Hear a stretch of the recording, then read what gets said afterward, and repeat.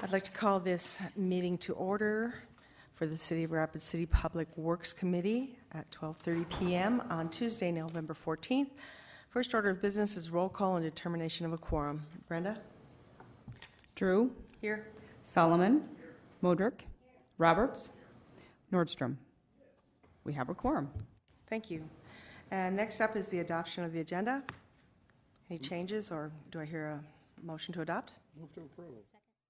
Nordstrom moves to approve with Modrick as the second. All in favor? Aye. The agenda is adopted.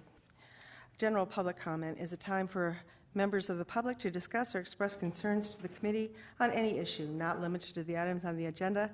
Action will not be taken at the meeting on any issue not on the agenda except by placement on the agenda by unanimous vote of the aldermen present. And I have no speaker request forms. It looks like no one is here to speak on any issues. Okay. General comment is closed. Now we go on to consent items. So public comment is open on consent items 1 through 15. Once again, I have no speaker requests. All right, public comment is now closed. So we'll go on to the rest of the agenda with the committee members. What? Remove any consent. Will you remove any consent items, members of the committee? Anyone want to remove anything? Jason? Oh, excuse me. Jason? Yep. Thank you, Madam Chair. Number 3 and number 5, please. Oh, okay. Anyone else? Number 2?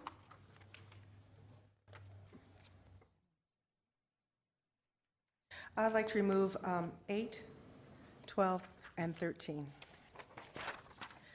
A motion to approve the consent items with 2, 3, 5, 8, 12, and 13 removed. Motion? Yes. Make a motion to approve the agenda with 12 and 13. A motion by Nordstrom to approve the agenda with the exceptions, and seconded by Solomon. All in favor, say aye. Aye. Okay, and the new approved agenda passes. So first order of business is to approve the, oh no, we don't have to do that. That's already done. We'll go on to item number 2, change order number 2 to Skull Construction Services for Fire Station 5 improvements, project number 2073, CIP number 51158, for an increase of $10,554. Go to Lisa Modrick. Thank you, Madam Chair. We had discussion before we came at Dias that you thought it would be a good idea to have this open discussion for the public. So I'm going to put that back into the chair's hands. Okay, thank you very much. Let's see here. Is it Tim? Or yeah. Excuse me, Mr. Billings, I have a couple of questions for you on this. This is for fire station number 5, and I see we have $10,554. I'm not sure what you can do with that, but maybe you can tell us what's going on with the fire station. Thank you very much. And actually, I'd like to defer this to Rod Johnson if I could, since there's a number of items on there. So excellent. Thank okay, you. Thank you. Rod, go ahead. Yeah, Rod Johnson, Public Works Project Manager for the project. This change order, probably the bigger item included with this is some of the paving issues that we ran into.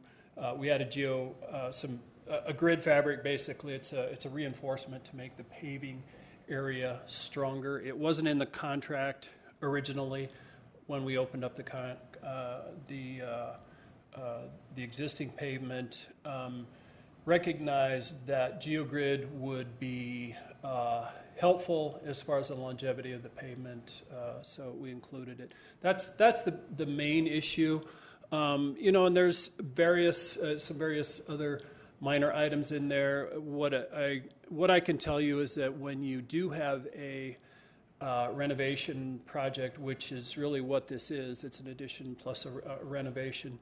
You run into a lot of unknowns. We ran into some areas where there were pipes and walls that we didn't anticipate, so on and so forth. So some uneven floors. Anyone that's done a house renovation can probably relate to it. So. Just for clarification for the public here, where's station number 5? Station 5 is on Park Drive, just to the southwest corner of the Meadowbrook Golf Course. And the reinforcement of the pavement is obviously, it's due to the weight of the vehicles that will use the fire station, correct? No? Correct, and it's, we're certainly recognizing that, but, you get some, you do some geotechnical studies, that sort of thing, and it indicates that you may need geogrids, so it's, do you add it originally, or you do wait and see what happens? In this case, we waited. We ended up adding it. It's good insurance, also it's extra reinforcement for the pavement. Great, thank you for your answers. I'm looking for a motion. So moved. Moderick moves to approve with a second by Nordstrom. All in favor? Aye. Motion passes. Okay, on to item number 3, West Memorial Park Improvements Project number 2246/CIP number 51083, estimated cost $1,200,000, and we go to Jason Solomon. Thank you, Madam Chair. If I can direct a question to Rod. I believe Please. he's the project manager on this. A pretty big price tag on this, and obviously there's a lot of work. So I thought if you could just explain to the council the work that's being done on this West Memorial project. Sure. This is a project that we've actually been working on for quite a few years in terms of trying to put the budgets together, so on and so forth. And if you look at the funding sources for that project, we've got Park and Rec money, we've got some grants, some beautification grants, we've got not that it'll play right now, but some TAP grants where in 2020 we'll be completing some of that work. But it's kind of an overhaul of a park area that's kind of been, if I hate to use a word, but it's kind of been neglected a little bit. It's in a very visible area of the city. A large part of this project is actually stormwater related. We have a large stormwater basin, probably our largest basin, that's the 9th Street outfall, that handles most of the stormwater, let's just say, west of Mount Rushmore Road. And then what we're planning to do is also bring the stormwater outfall that comes from Mount Rushmore Road, combine it into an area where we can do some stormwater quality. There'll be some detention ponds, some of the kind of things that we've done to the east of there, which is, related to stormwater quality requirements, EPA requirements as far as stormwater quality goes. But it's also something that creates, from a park perspective, it creates, nice, wildlife areas, flora, fauna sort of things. There's also some bike path improvements, those sort of things. One of the things that we ran into a little as we were getting into design was a recognition that the outfall from Mount Rushmore Road that went directly to the creek was actually in very poor condition. So one of the things that we're doing, originally we were looking at bringing kind of a low-flow bypass over, which is something that we had done in Memorial Park. If you remember the incident with the grease accident, that was the situation there. When we realized that outfall pipe, which was a 54-inch concrete pipe, was in the kind of condition that it was, we really felt like the most responsible thing to do was go ahead and take care of that issue now by bringing the entire flow over to combine it with that 9th Street outfall, and then we're going to have a nice big stormwater management area that we're looking forward to. I think it's going to be a really nice project. Well, that's good. So this is more than beautification. It has a true function on top of it, so you might as well fix these issues with the stormwater and everything, and at the same time make it look attractive because it's in an important part of our community. Yeah, and I also want to add, we're redoing a lot of the bike path. A lot of the bike path that is there now.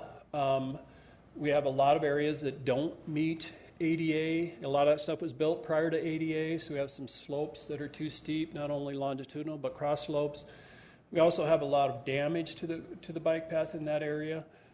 So that's going to be corrected. And then with the TAP grant project that will be coming along in 2020, we're going to be creating some north-south connections, not only on Mount Rushmore Road, but over off of West Boulevard to tie into some of the work that was done at the Silver Street connection. And then also, we're going to have an alternate east-west connector that will be closer to Omaha Street that will basically be an alternate route if we're in a flooded condition. So yeah, it's a combination of a lot of different things. Well, it's a good project. Sounds like you put a lot of funding sources together, trying to kill a lot of birds with one stone. Appreciate the work. You have my support. Thank you. Thank you. Chair recognizes Richie Nordstrom. Thank you, Madam Chair. Rod, just give you my accolades too, but would you tell us what TAP stands for? Transportation Alternative Program. Right. And it's typically, a lot of times it's bike path projects, but I mean that is just one of it's basically it's as the name says, it's alternate means of transportation. Yeah, and I think this being a highly visible area coming into Rapid City, a lot of people will see this area and the transformation that's taking place, how it's really upgraded that area. This is a very worthwhile project, and since we've been involved in it from CIP from, a couple of years ago, and how it's been coming up to this stage right now, I just want to say this is a worthwhile project. It's been really, really needed. So I can't think of anything else that hasn't already been mentioned. So again, I've got my support behind it as well, because it's a worthwhile project that's been holding back for a long period of time. So thank you for taking the charge on this. Yield. Chair recognizes Lisa Modrick. Thank you, Madam Chair. I'd like to make a motion to approve West Memorial Park improvements, project number 2246. If I get a second, I'd like to retain. Motion by Modrick, second by Solomon. Thank you. I just want to ditto, and the cross side has the beautiful landscaping there, and this is really, now that I-190 is done, really ready for that same corridor attention there. The landscaping is not just an improvement, but it also creates calming, and that's a very, if not one of our most busy intersections, especially with our tourism. So that calming desire is there, and landscaping can create that. So I appreciate the fact that there's a landscaping project in this as well, and I would hope, is it also on that corner where right now it's kind of a weed and seed corner? I just wanted to check on that. Yeah, we're focusing attention to that corner, but I guess I don't want to mislead you. What we're really trying to accomplish in that park is something that I would say is a little more passive, from an enhancement standpoint. For example, that other corner, you've got, the retaining walls, irrigation, the planters that, that get, that actually it's a lot of work for the Parks Department. This is going to be, I guess, something, that I would consider a little more passive. So Okay. I think it'll be a nice complement, but it's not going to look like the corner on the other side of the street. Wonder if we can get the garden club or somebody to partnership, because it's a nice entrance exit as well, but that calming is needed on that intersection, and that creates calming if you add those things. So maybe we can squeeze a arbor tree in there or something. Come along. Thank you. Yeah, there will be trees, bushes, those kind of things. We're not really planning any planter beds, at least at this time, any annual flower, that sort of thing. So. Chair recognizes Richie Nordstrom. Thank you, Madam Chair.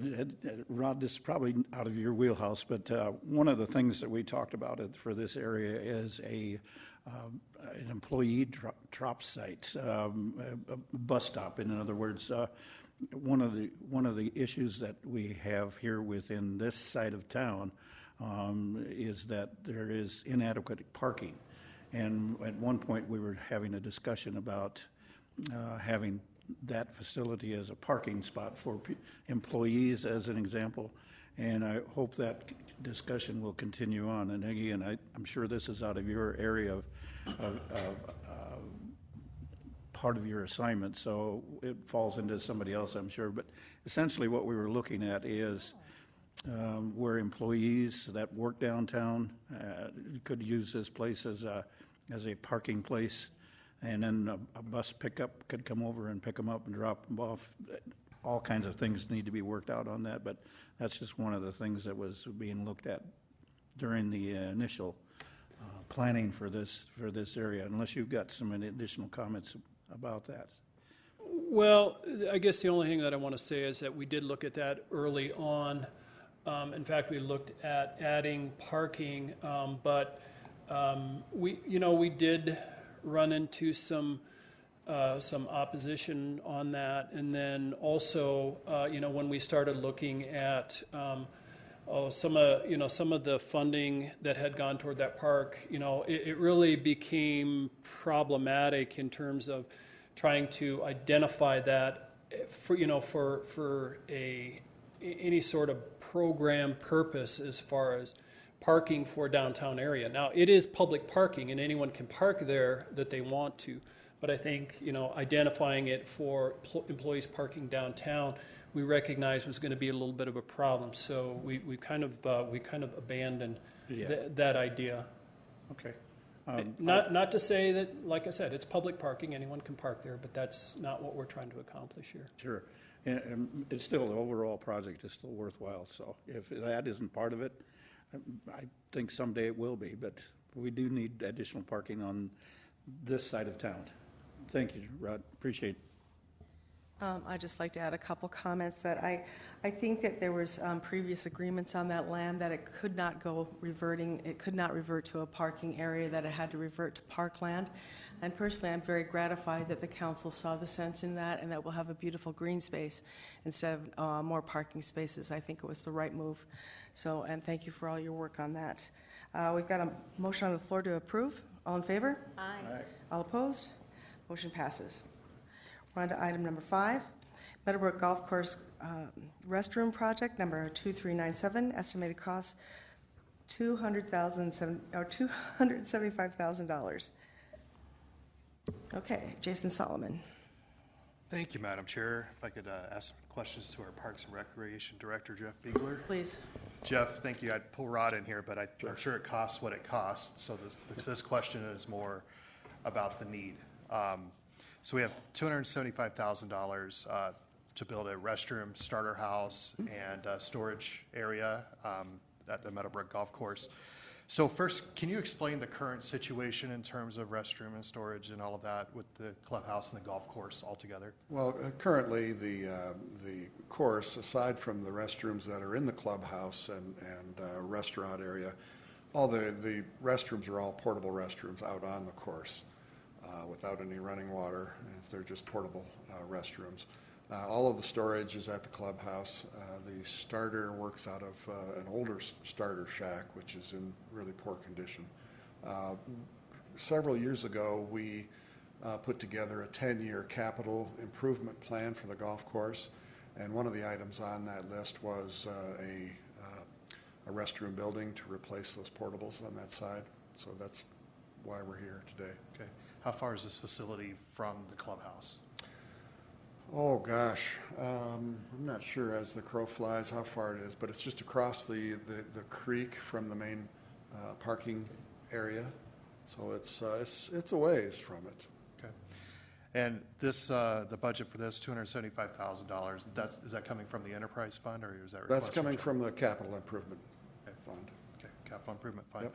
And one thing I saw on the advertising authority is this a partial payment. What is that? Are we expecting greater costs than the 275? And can you?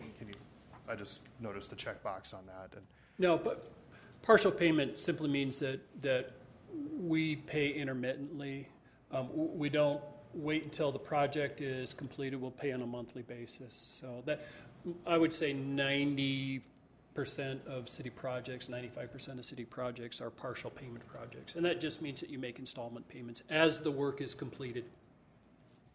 So I'm assuming there must be great demand for this? Yes, there has been for quite some time. Because I mean, I am struggling a little bit. I'm not gonna be honest. I mean, $275,000 for a restroom, when there are restrooms at the clubhouse, and most of them might have golf carts to get back and use it, but I know there's other needs, so I am struggling a little bit with the need, okay? I'm not gonna lie. Golf, I like playing at Meadowbrook as well, but we have a lot of needs in the community, so this is why I'm asking these kind of questions, to kind of get a hold of what the need is. So can you just kind of last comments? You're trying to sell me on this. Let's say, why do we need this? Why should the city council approve this? Why is it in the best interest of our community? Well, as I said before, we're trying to make improvements to the course so that it doesn't fall into disrepair and neglect. And so this is one of the things that we've identified, that we had a golf course design company consultant help us with this list of items that should be engaged going forward for improvements of the course. And they were things like a new irrigation system, reconstructing the bunkers and greens, which is a project that we did here about a year or so ago.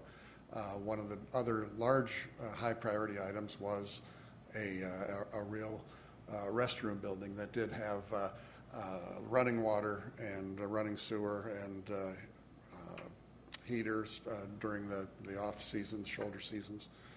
This is something that the golfers out there have been asking for a long time. And when we approached them as to their priorities as well, this was very high on the list of priorities for them. Okay. I yield for now. Thank you. If I could add just a couple of things. Number one, none of those porta potties portable toilets are ADA accessible, which you say, well, it's a golf course. Why does it need to be ADA accessible? Well, because it does. So we will now have, and furthermore, not everybody that's in need of ADA accessibility is in a wheelchair. So we will have ADA accessible facilities. The other thing that we're doing that I kind of actually encouraged them to do when we started on this project was to move that starter shack out of the floodway. Currently, it's an existing non-conforming structure. So this will get that facility out there with the restroom facility, include it with some of the operations that go along with the driving range and the putting green, that sort of thing. So it's there's those outlying reasons also. Thanks, Rod. That's actually a very important point to bring up, and I'll keep that in mind as we make a decision. Thank you. Chair recognizes Richie Nordstrom. Thank you, Madam Chair. First of all, if I may make a motion to approve. Second? Motion by Nordstrom, second by Modrick. Almost got you. I said Nordstrom. But this one I'm supportive of.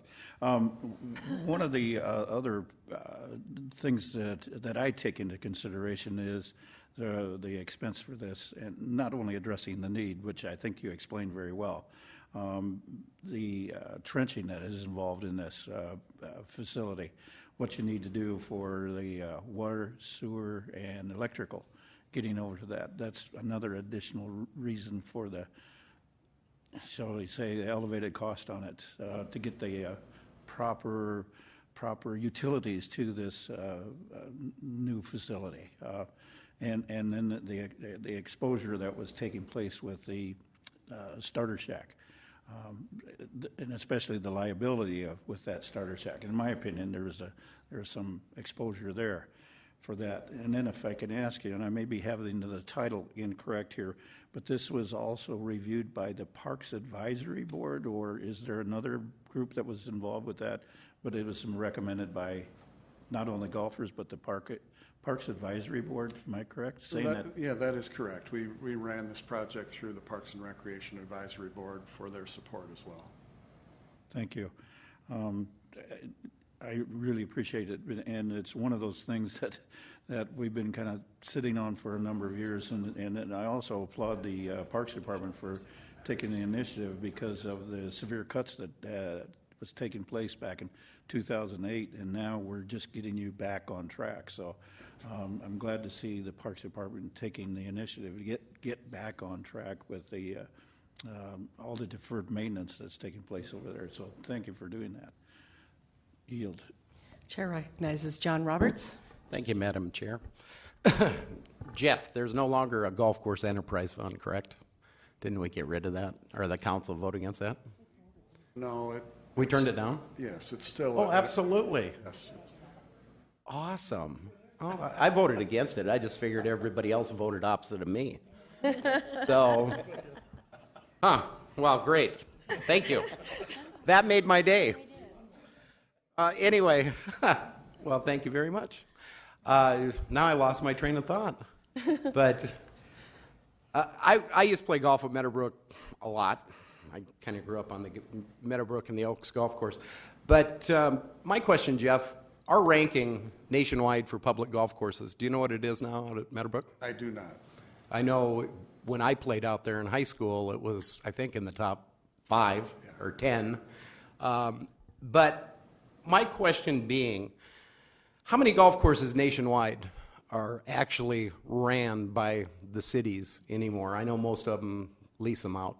Well, I don't know the number. I know there's an awful lot of them that still are, but there has been a trend of contracting out. I know there are a number of large golf management companies that are out there. I couldn't tell you what the percentage of municipally owned and operated versus contracted facilities are. Okay. I know you've worked around the country in quite a few places. Anywhere you worked, did they have their own municipal golf courses, or did they Yes, lease them out? everywhere. Everywhere I did. The last place I worked in Troy, Michigan, we operated our 2 courses in-house, and then 2 years before I left, we did contract it out with Billy Casper Golf. Okay. Thank you, Jeff. I was just curious. The motion on the floor is to approve. All in favor? Aye. All opposed, same sign. Motion carries. And we're on to item 8, agreement between the City of Rapid City and ZCO, Inc. regarding the transfer of drainage lot in Marlin Drive Commercial Park and to accept the deed. This was an item I pulled, so I guess I'll ask a few questions about it. I think, oh, there you are. Okay, so tell me a little bit about that we're going to accept this deed and why, and you know, how we need this drainage lot, how long it's been operating, what do we got going on? Thank you. Ted Johnson, Public Works Engineering. This is an agreement for the city to accept ownership of a drainage lot. Actually, it's accept the drainage detention facility that's within the lot, but it's being created in a separate parcel so it doesn't impact or adversely impact other properties. This is determined to be a regional facility. It serves more than just the lot right adjacent to it. With the city's creation of the stormwater entity, we do have resources and means to maintain these regional facilities in some fashion.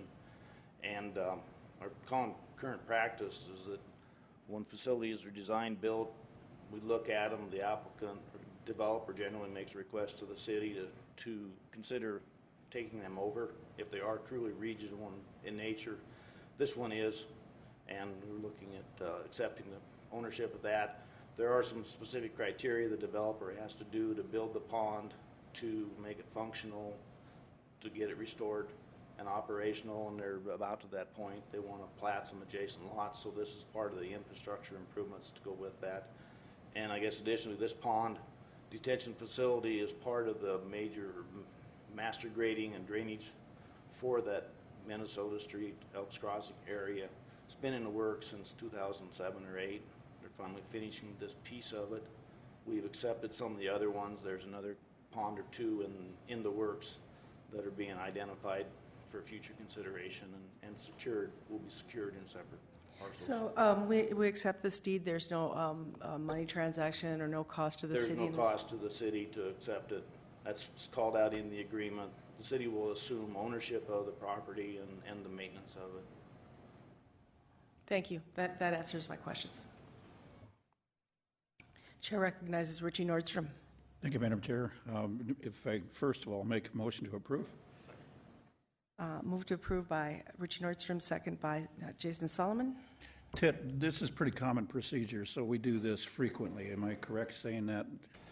This is Taking becoming- over maintenance on an agreement that the developer puts in, and then we take it over once they meet our standards on it. Yes, sir. This is becoming a more common occurrence. In previous years, the city had the resources of the dedicated resources and staff to adequately maintain a bunch of these new facilities. Since we've started that entity and we have the dedicated resources, we're looking more at these. It does go through a formal consideration process, and we have to agree to accept it, and the developer has to make it a transferable property or some fashion to secure it. With a lot of these drainage facilities, in the past, they've been easements on property, or they've created in a separate lot, and then they end up going for taxes. Yep.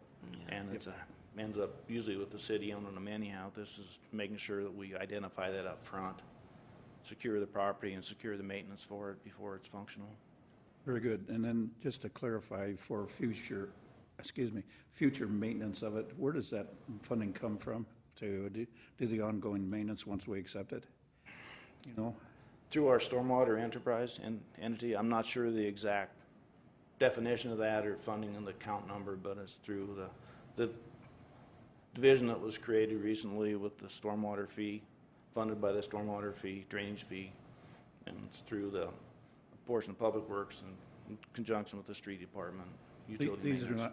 not, thank you. And then these are not typically very high maintenance either. They're just routine cleaning out, for example. So they're not high maintenance. No, generally it's minor maintenance, it's mowing, it's maintaining weeds, maybe some minor cleanup. Yeah, and they should function for many years. Yes. And they're intended to function for many years without any kind of work unless something changes drastically or there's improvement, but they're minor. Yep. They're more greenway maintenance than they are any kind of other high dollar or highly expensive maintenance. Very good. Thank you. Motion on the floor is to approve. All in favor? Aye. Opposed, same sign, and the motion carries. We go on to item number 12, approve request from Jesse Ham for variance to waive the requirement to install sidewalk per city ordinance 12.08.060 along Panorama Circle for the property located at 1357 Panorama Circle, and the chair recognizes Lisa Modrick. Thank you, Madam Chair. I'd like to make a motion to approve the variance request. Second. And I'd like to retain the floor. Move to approve by Lisa Modrick, second by John Roberts. Thank you. And my retention for the floor is, you hear often, are we putting sidewalks in or not putting sidewalks in? And this particular location is definitely by recommendation of staff to allow this request, to waive this requirement. This is an area that is, it was built with drainage, and it's not built for sidewalks. It's larger acreage, it's larger lands around it, and it cannot support a sidewalk or any curb or gutter enhancements. So when the public is looking at this and they're hearing that we have an approval request to waive, this one is one of those exceptions to the rule, and they do come before us from time to time. And I hope that the council will approve this. Once you're up there, you know why it doesn't support the sidewalk ordinance. Thank you.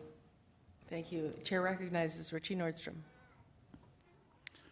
Thank you, Madam Chair, and I'll be forthright here that I really have a struggling time with accepting the staff's recommendation, because even at the picture that I'm looking at has a demand trail just right off of the paved road, and then when the people are making pedestrian walkways through there, and I'm not sure who's the engineer in charge of this, but as I'm looking at this, I just struggle with the fact that we've got to have pedestrians walking in the street, and then this, as this image shows, that we do have demand trails right on the edge of the paved road. So, is there an engineer here that's involved in that project? I'm sorry, I didn't pull up who's the. Is that you, Ted? Yeah, can you state your, repeat your opinion why we should not be putting sidewalks in here? Yes, sir, thank you. This is a rural section. It's a paved street, no curb and gutter, it's ditch drainage. It has been it was actually most of it built in the county, annexed into the city. I looked some of the titles up there in 83, 85. So it's well established before it became city property or city limits. There are no other sidewalks out there. Putting in one sidewalk would be the piece that doesn't go anyplace. Additionally, it's almost all fully developed. All the lots that I looked at, except one, are built on. There is no other triggers unless somebody would rebuild or do a substantial expansion out there to get more sidewalk. It's something that would be more suited for either a rehabilitation, reconstruction project, or ordered in sidewalks to get everything put in, to make sure they all match, they fit. It is a low volume street. I mean, there is, and one of the applicants said people do walk in the street on a regular basis. There's not a lot of traffic, there's not a lot of through traffic. It's mostly all local traffic. So it's unfortunate doesn't seem like it's a good place to support sidewalk, but it really doesn't seem to make a lot of sense to put in one piece when there's a little chance of getting any more, or to get a continuous sidewalk in there that will benefit and people and they would actually use. Yeah, thank you, Ted. I appreciate that. I think you've got me sold on this, but it's just had to admit, I'm just struggling not putting in sidewalks anywhere. So, and this was one of those cases that what you say does make sense, that it's not feasible for this area, but maybe down the road in the future, we'll take another look at it. I probably won't be here when that happens, but just a concern for the taxpayers having to pick it up if that comes out of the CIP. Thank you. I yield. John Roberts.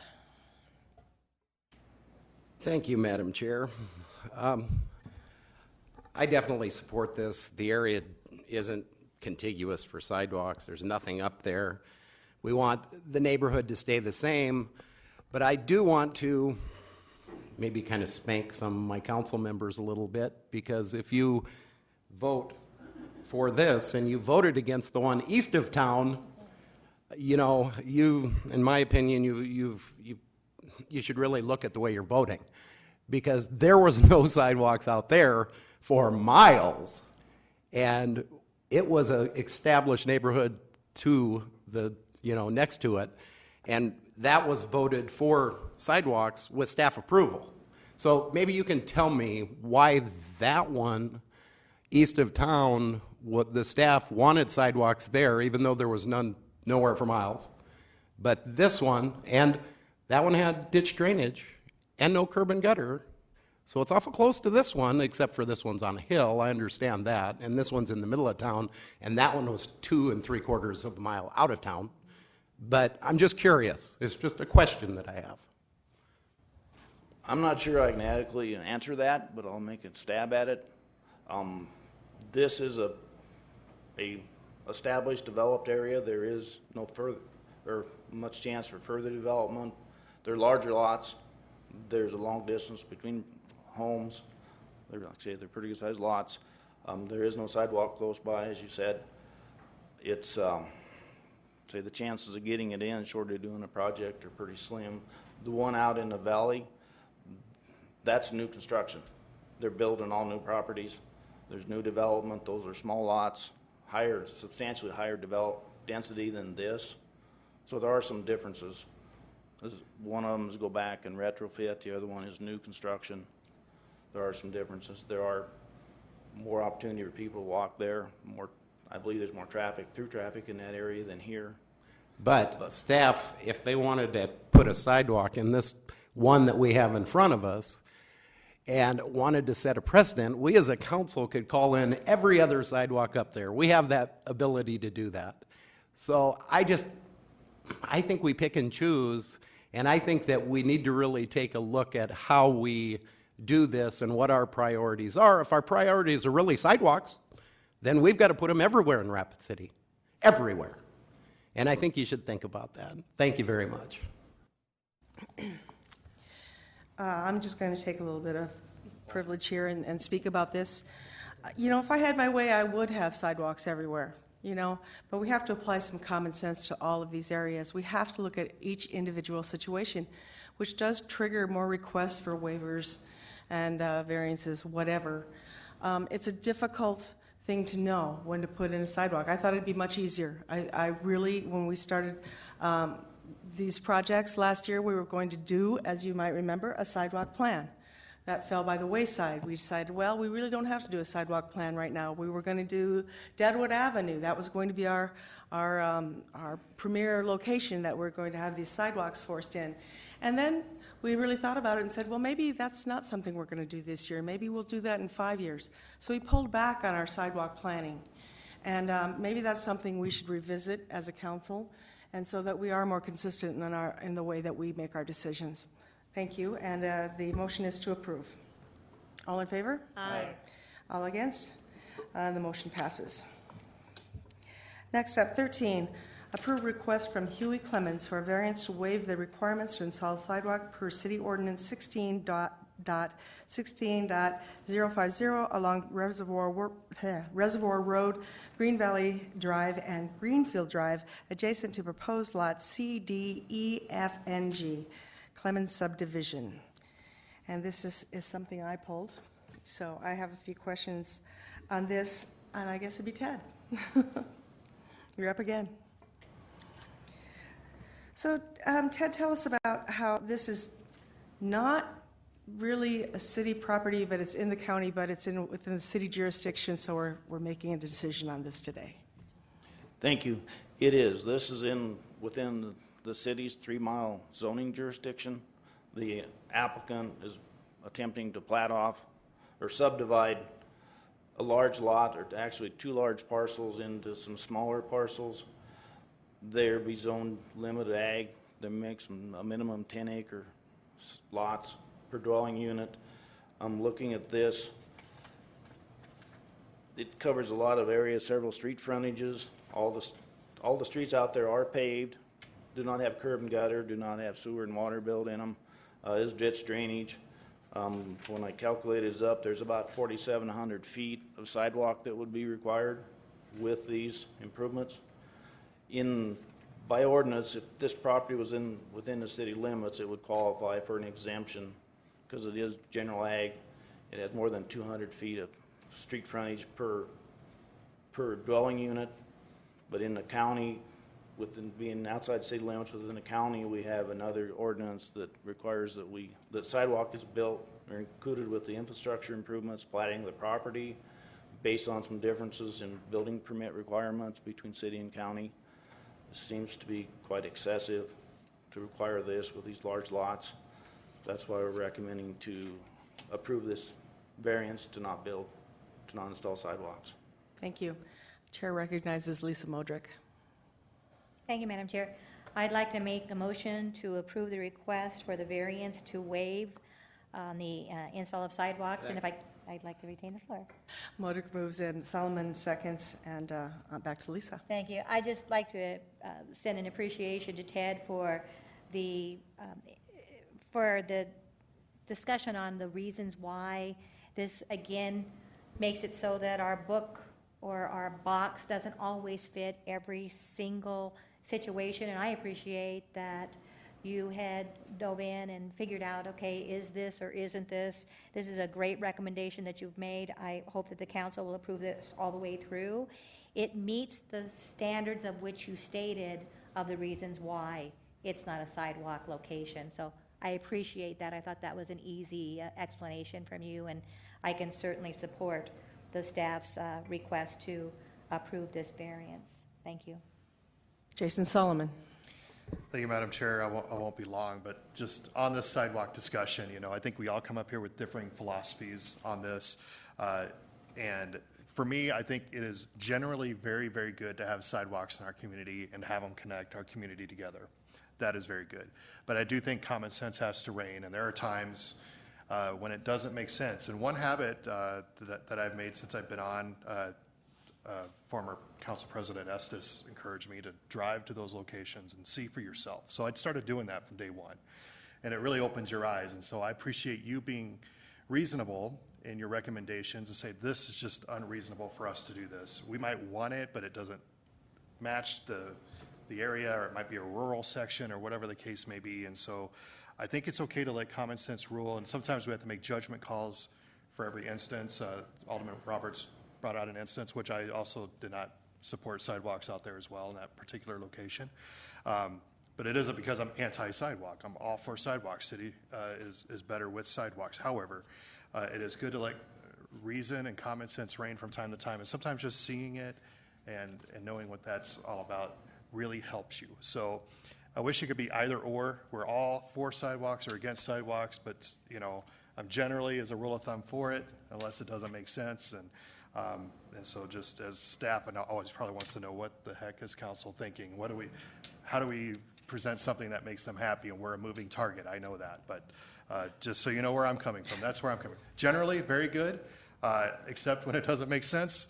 And of course, that's up for debate as well, and whether we have common sense, but that's a whole other story. But just thought I'd throw that out there since we're having this discussion on sidewalks, and the community might be listening to where we're at on that. I wanted to add my 2 cents on there as well. And so I do appreciate the staff using common sense on these 2 items and recommending sidewalks be waived as a requirement. And so I support it, and I yield. Thank you. Chair recognizes Richie Nordstrom.